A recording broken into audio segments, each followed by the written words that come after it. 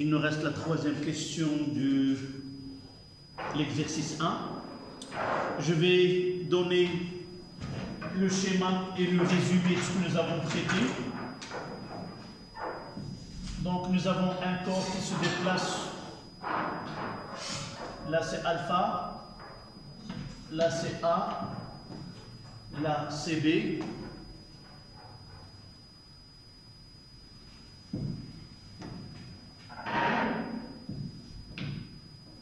D'accord? Nous avons, dans la troisième question, on a choisi l'axe, là c'est I, là c'est X, là c'est le point B.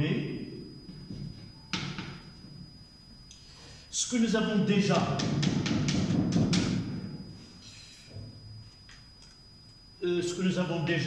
fait dans la partie 1 et 2, mais ici, je relis à partir de la position A. Le solide n'est plus soumis à la force F et s'arrête en une position B. On choisit comme nouvelle origine des abscisses à l'instant de passage de G par A. Et comme nouvelle origine des dates, 3A, en utilisant l'équation différentielle établie dans la question A, montrer que le mouvement de G entre A et B est rectiligne uniformément varié. Dans la partie A, le corps se déplace sous l'action d'une force motrice F. Et nous avons d'après première question, que d de xg sur dt2 est égal à f sur m moins g sinus alpha. D'accord?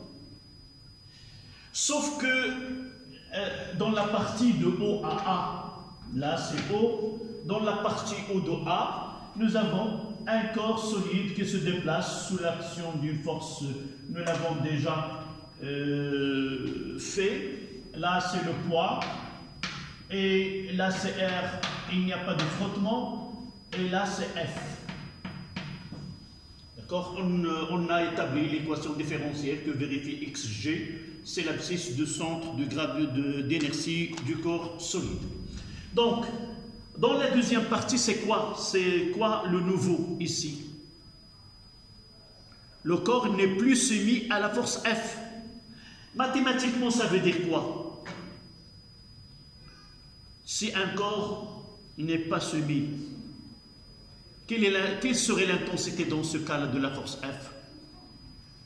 C'est pas constante, elle est égale à 0. C'est-à-dire qu'on a supprimé F. Supprimer F revient à cette équation donnée à F 0. Donc, supprimer F, ce qui implique que F est égal à 0 dans A, dans la relation A. Donc, on aura une autre accélération. La dérivée seconde, ça sera une accélération, donc on mettra A, G, prime, ce n'est pas la même accélération que nous avons déjà calculée. Pourquoi? Parce que les forces qui s'exercent ont changé. Ça sera uniquement A moins G, sinus alpha, qui est égal à une constante. D'accord? Et si l'accélération est une constante, donc on en déduit que le mouvement de G, dans ce cas-là, est un mouvement rectiligne uniformément varié. Donc, voilà le mouvement de G est un mouvement rectiligne uniformément varié. Voilà. D'accord? Mais si on vous demande de montrer vraiment que le mouvement est rectiligne uniformément retardé, là, le mouvement varié, ça veut dire que AG est une constante. Mais on peut avoir soit un mouvement rectiligne uniformément accéléré ou un mouvement uniformément retardé. Comment peut-on différencier l'une de l'autre? Comment peut-on? Ou quelle est la relation mathématique qui permet de dire, voilà, celle-là est uniformément accélérée ou celle-là, elle est uniformément retardée? Nous avons parlé d'un produit A fois V, soit que le produit est positif, soit que le produit est négatif. Dans ce cas-là, mouvement rectiligne uniformément accéléré, et là, mouvement rectiligne uniformément retardé. D'accord? C'est comme ça qu'on peut différencier un mouvement qui est accéléré et d'un mouvement qui est retardé. En réalité, c'est quoi un mouvement accéléré? C'est-à-dire que, dans ce cas-là, le mouvement, la vitesse augmente avec le temps. Là, c'est V et là, c'est T. Par exemple, voilà le cas d'un mouvement qui est rectiligne uniformément accéléré. Et l'autre cas, ici, on aura la vitesse diminue et à un certain temps, V est égal, là c'est T et là c'est V. Donc là c'est décroissant et là c'est croissant. La fonction est croissante, la fonction est décroissante. D'accord? Pratiquement, et pour faciliter l'identification, généralement, on prend le sens de mouvement comme sens positif. Si, voilà, on va mettre la condition. Si on choisit le sens positif et celui de mouvement,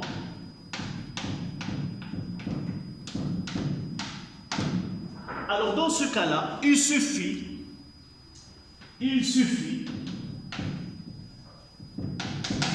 de vérifier si AX est positif, alors le mouvement est rectiligne uniformément accéléré. Ou AX négatif, alors le mouvement est rectiligne uniformément retardé. Donc, dans un exercice, si vous voyez que le sens positif de l'orientation de l'axe est celui du mouvement, voici le mouvement. Alors, il suffit de voir est-ce que l'accélération est positive ou l'accélération est négative. Mais à condition de justifier de dire, puisque le sens positif de l'axe coïncide avec le sens de mouvement, et puisque aussi AX est positif, alors il est accéléré. S'il est négatif, il est retardé. Dans ce cas-là, elle est négative. Et vous voyez, dans ce cas,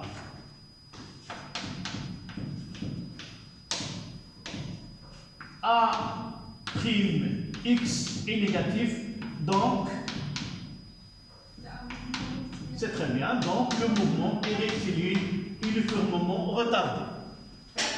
Généralement, un mouvement rectiligne uniformément retardé, le mobile finira par s'arrêter là. Là, c'est TF. Si vous voulez, le temps de parcours, le temps mis pour aller du point de départ jusqu'au point d'arrivée. Là, c'est le temps de parcours pendant cette phase qui est retardée. Mais lorsque le mouvement est accéléré, généralement, le mouvement ne s'arrêtera pas parce que la vitesse de temps, c'est-à-dire il augmente. D'accord?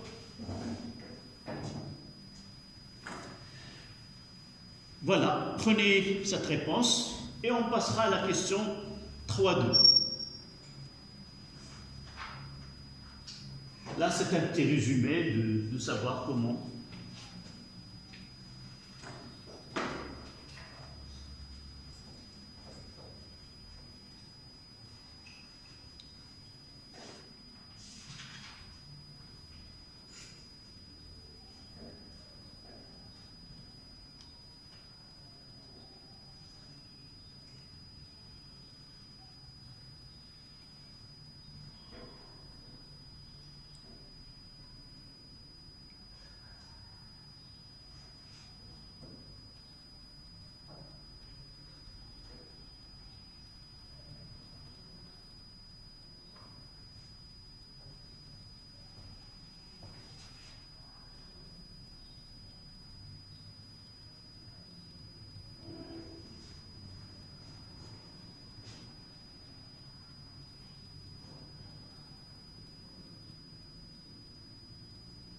Mais si la question montrait que le mouvement est rectiligne uniformément varié, ce n'est pas la peine de discuter ceci.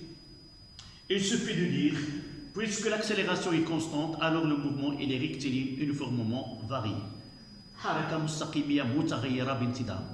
إذا طلب منكم هل الحركة متسارعة، حركة مستقيمية متسارعة بانتظام؟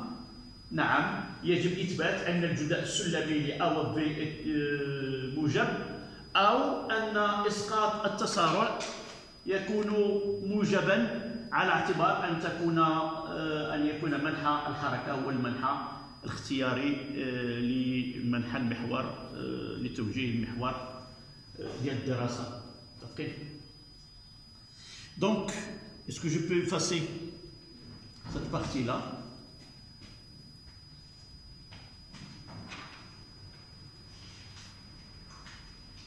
Afin de traiter la deuxième question.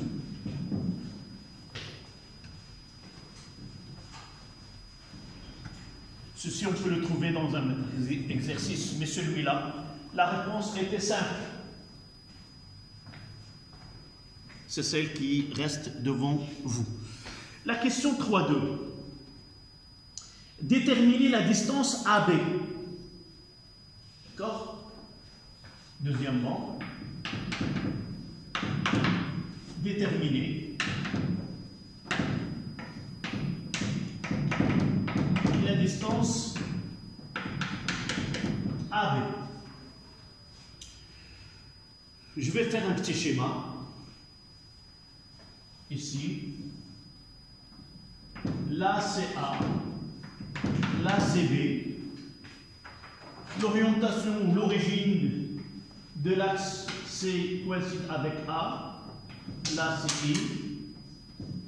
Nous avons XA est égal à 0.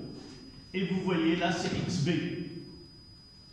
Sans oublier que nous avons VA est égal à 2,4 mètres seconde moins 1. Et là, c'est le point d'arrêt. Point d'arrêt. Ça veut dire que VB est égal à 0.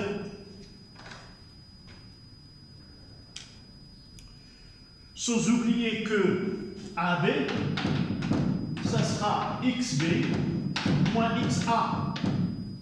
Et puisque XA est égal à 0, on peut dire que AB, la distance AB, est égale à XB. Donc, calculer la distance revient à déterminer XB. D'accord?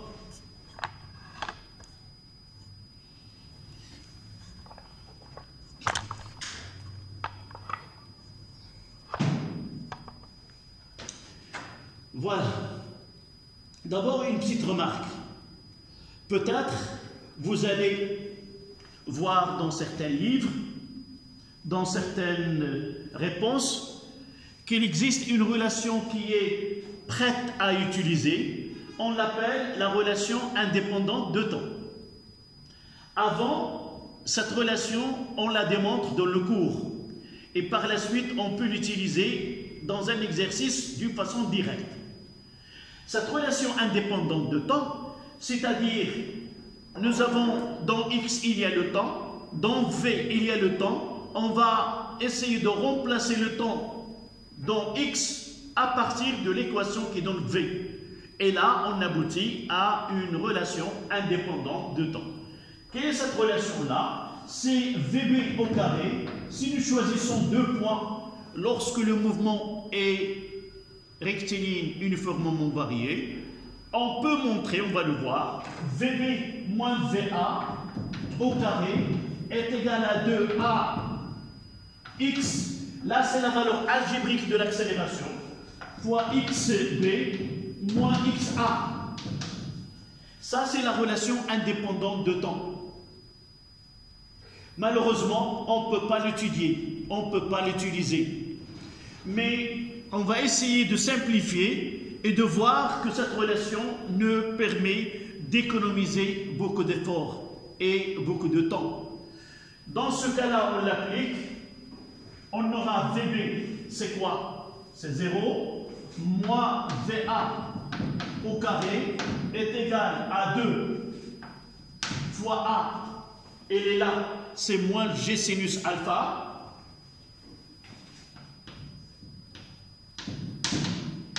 fois XB, et puisque XA est égal à 0, voilà la relation, et on tire que XB est égal à VA au carré sur 2 fois G fois sinus alpha. Vous voyez que cette relation, qui est la relation indépendante de temps, nous facilite la tâche et nous donne un temps qui est très raisonnable pour la résolution. Mais nous, dans ce programme, nous n'avons pas le droit de l'appliquer. D'accord? Ça, c'est une remarque. Voilà. Donc, qu'est-ce qu'on va faire, nous? On va essayer d'arriver à cette équation par les équations horaires. X et pour l'équation, donc,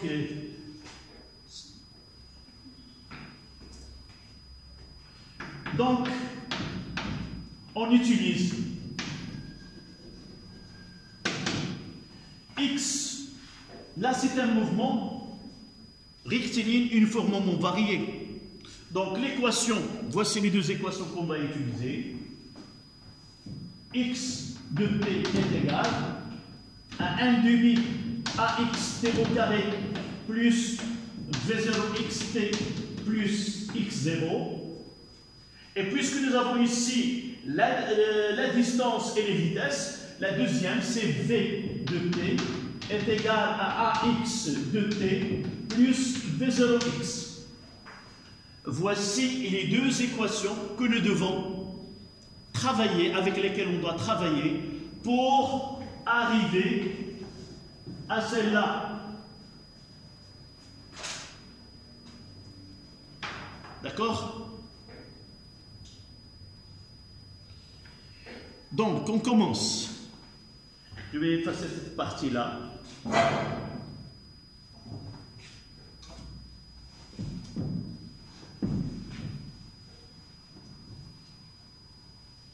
Les deux équations, c'est des équations générales. Donc, on va essayer de l'appliquer à notre cas. D'accord? C'est quoi AX? C'est quoi V0x? C'est quoi X0? Donc, dans notre cas,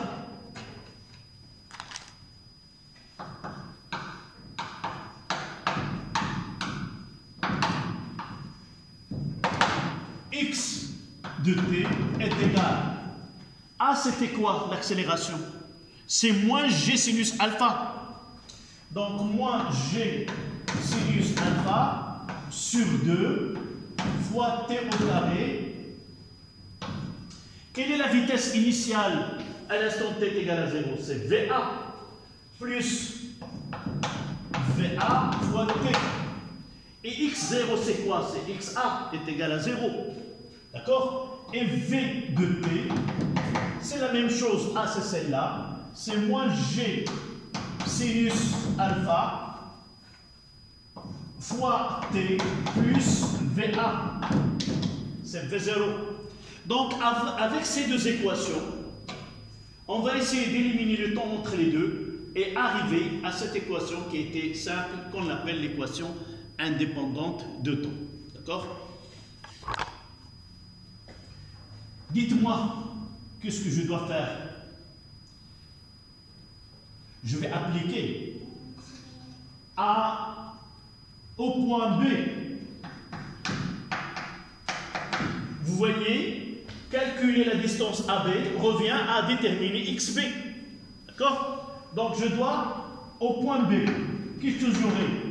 XB est égal, c'est moins G sinus alpha sur 2 fois TB au carré plus VA fois TB. D'accord? Là, c'est l'équation 1. L'équation 2 ici, je vais VB. VB est égal, c'est moins G sinus alpha fois TB plus VA. D'accord? Et maintenant, je vais essayer de travailler avec ces deux relations afin d'avoir XB en fonction des vitesses.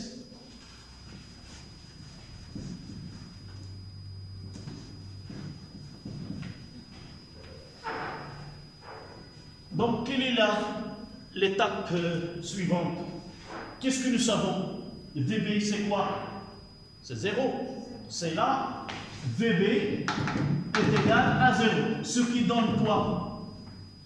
Que TB.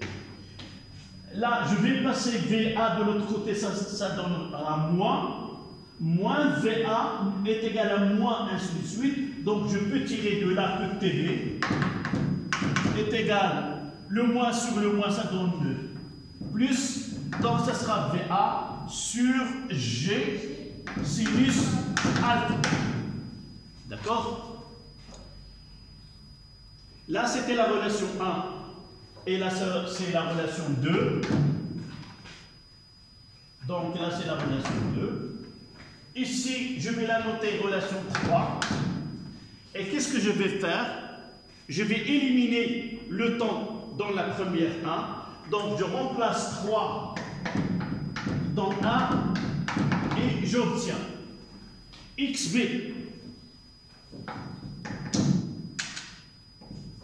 est égal moins G sinus alpha sur 2 fois TB au carré, c'est-à-dire celle-là, c'est VA sur G sinus alpha, le taux au carré, plus VA fois TB, c'est-à-dire fois VA, le tout sur G sinus alpha. Je vais essayer de mettre un peu d'ordre dans cette équation. Voyez que ce G sinus alpha est la G sinus alpha au carré. Donc le moins, il va rester. Il reste quoi le moins? C'est A au carré divisé par 2 fois G sinus alpha. 2 fois G sinus alpha. Ici plus VA au carré sur G sinus alpha. Là, c'est XP. Vous voyez, je peux mettre au même dénominateur. Je multiplie ici par 2 et je multiplie ici par 2. Ça veut dire que 2VA au carré moins VA au carré, ça reste. Donc, XB est égal à VA au carré divisé par 2 fois G fois sinus alpha. Je vais l'écrire ici. Donc le résultat, c'est XB est égal à VA au carré sur 2 G sinus alpha, qui est égal évidemment à AB. Voilà la question 3. Et si vous comparez celle-là, c'est la même que celle que nous avons donnée dans la relation indépendante de temps. Application numérique. XB est égal, VA c'est 2,4 au carré, divisé par 2 fois 10 fois sinus de 30, qui est 0,5. Et par calcul, en utilisant la calculatrice, donc 2,4 au carré, divisé au-dessous, c'est divisé par 10.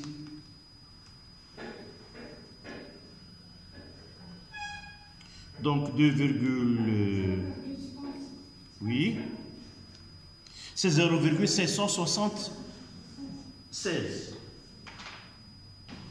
Donc XB est égal à AB égale à 0,576 mètres, c'est-à-dire 57,6 cm. Voilà la dernière question de cet exercice.